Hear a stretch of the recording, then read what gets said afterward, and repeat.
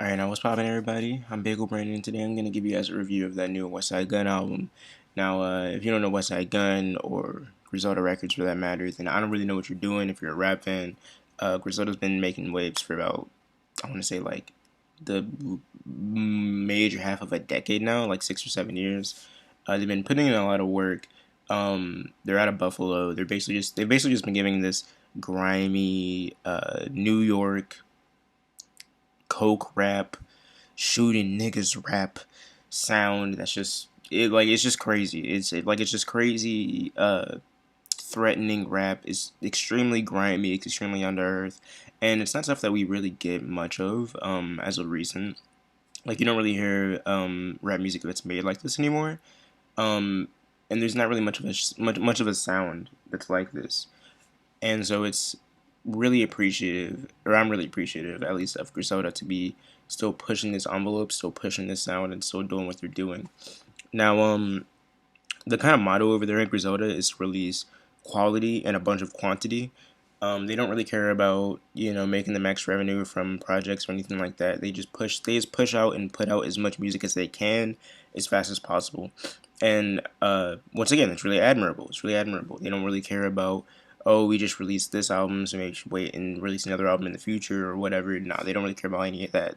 And I think the prime example of that is going to be the leader of the kind of little outfit, the whole collective, Westside Gunn himself, who's releasing his third album this year.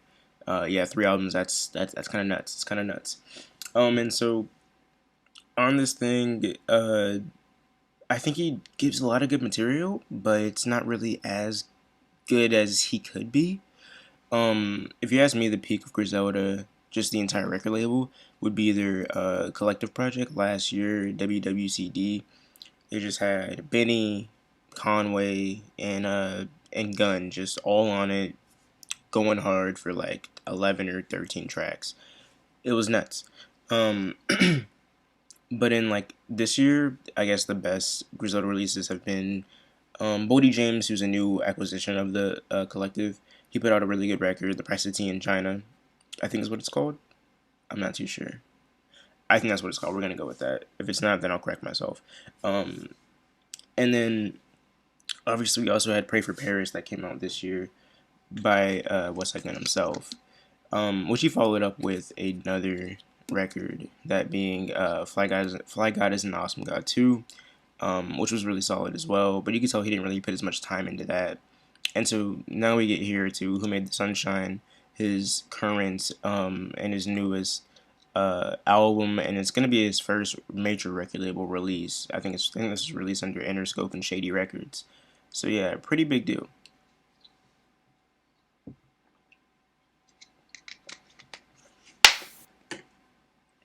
And I'm going to say that overall with this thing, I am really pleased with the outcome.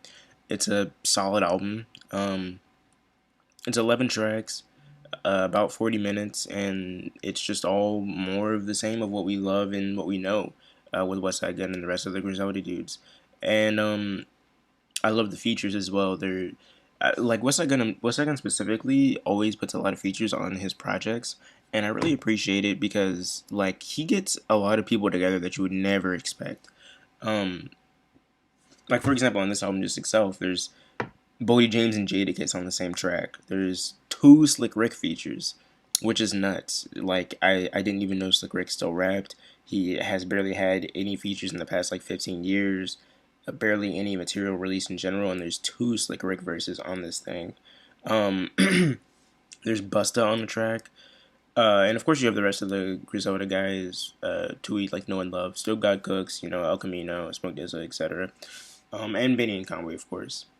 But just overall, just the features on this thing are absolutely nuts. For it to be only 11 tracks and for us to get so many features, it's absolutely crazy. And for them to all be so good, which is the main thing.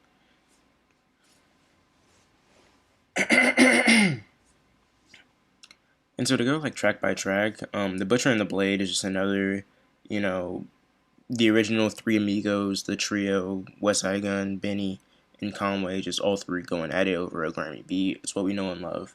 And then after that, we go into. Oh, I forgot the intro. A.A. Rashad does like every Westside Gunn album intro, and I kind of love it. Like I don't really know why, but he just kind of rambles and like rants for like what feels like what feels like 5 minutes or whatever. He just kind of rambles and rants about kind of the album title and like what it means. I guess it's really entertaining. But then yeah, after those first two tracks, we get a feature from Black Thought on this track. I don't know how to pronounce it. I'm gonna keep it real. It's like Ishka Bibble. I don't really know. Westside Gunn always names his shit very weirdly. But yeah, we get a really good Black Thought feature on that. And he actually turned 49 today, so happy birthday to Black Thought. Shout out to him. And then we get All Praises, which is kind of the first track where I kind of have an issue or a negative. And that's going to be just the fact that Westside Gunn, he doesn't really give a fuck what people think about him. And like I said, it's admirable. But also, it's just like, why would you do this? He just has like this really strained, nasally, long, enunciated, dragged out kind of flow chorus, and it's really weird. And like the thing that I'll say about all Griselda projects is that we come to Griselda records and albums for a few specific things. The first thing being coke raps. We like to hear coke raps, we like to hear grimy lyrics, we like to hear these grimy beats and this great production and stuff, and raps about shooting people and stuff. And we come for the ad libs, the boom boom booms, the ox, the skirts, the brr, the grr. That's what we come for. We don't come to hear these like choruses. You know what I'm saying? Like I don't have a problem with choruses. I love me a good chorus and a good pop song, but this isn't pop music. You know what I'm saying? And like it's got to be good as well, and it just isn't. They kind of fall flat. I'm just gonna keep it real. They kind of fall flat. And after that we have Big Boshas, which is another really disappointing track for me because I absolutely love the beat on this thing. It's a really amazing beat, really great verse from Westside Gunn too. But I just also wish he would, put more effort into tracks like this because it feels like a complete wasted track, a complete wasted beat. He could have put a feature on this. He could have uh, gave it another verse. He could have gave this a chorus. Like it just feels like a waste to just have this track be like 1 minute long, and yeah, it's a minute 40 seconds. So yeah, it just feels really wasted to me. And then we have another one of my issues with this album, and that's this track. It's probably the biggest issue I have with the album, and it's gonna be track number 6, "Liz Loves Luger," featuring Armani Caesar. Now, Armani Caesar shows up on like every Griselda album. I think she's part of the outfit now, like officially. So yeah, it makes sense. She's local. He's trying to put her out there and stuff. And she sometimes gives good performances and stuff. But she always just somehow ends up on the worst or the worser tracks on the records, and it's not her fault. Like her performance on this track isn't bad. It's Westside Gunn completely because he gives these really explicit WAP type lyrics, like about fucking this bitch, and it's just like that has no place on this album called "Who Made the Sunshine," which has like album art that looks like a kid drew it, and like one of your children is out here giving like an interlude and stuff. It's like why would you put this track in this track listing? It doesn't make any sense to me. And it just baffles me. Like we're not here for that. I promise you, we're not here for that. This is probably everybody's least favorite track on the album. But yeah. Anyways, continuing on. From here on out, it's pretty good. Um, Great features from Slick Rick and Busta on the next track, especially Busta. Busta goes in. Busta Rhymes really does his thing. He goes in super hard. And then after that, we get Keisha Plum on the track Leslie. Or Leslie, sorry. And I kind of have the same problem with her that I had with Armani Caesar. She's just on every Griselda album. And like I said, she's local. It makes sense to put her out there. But she just gives these slam poetry verses every time. And they're not bad verses. They just seem kind of boring and out of place. Honestly. And something from her on out, like I said, it's good. It's good. Everything from her on out is fine. So next we get Frank Murphy, which is like an 8 minute posse cut. Just a bunch of really grimy, New York rap from everybody around. My favorite verse is gonna be Stove God Cooks. He really does his thing. And then we get Good Night, and this is another Slick Rick feature on this thing. We really like the verse by WSG here too. He does his thing. And Slick Rick gives a really amazing verse. It's kind of supposed to show. And then the final track in the listing is going to be 98 Sabres, which is just another all-around good track.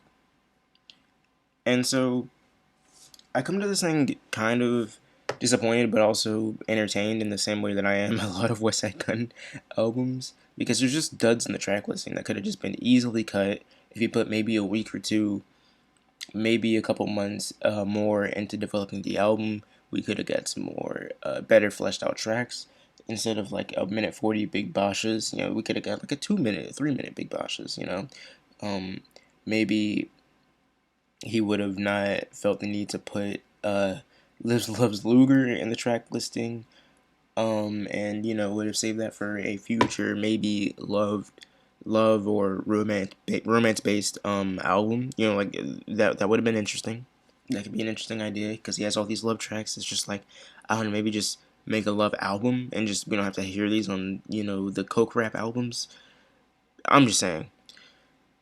But yeah, overall, this thing's solid. Just a couple of duds in the track listing, and just the same problems that we have with every single Westside Gunn album. There's tracks that aren't fleshed out. There's a random love track in the track listing, like French Toast on Pray for Paris. And aside from that, I guess just a kind of out of place Keisha Plum verse, and that's basically it. So yeah, but like I said, overall, once again, this album is good.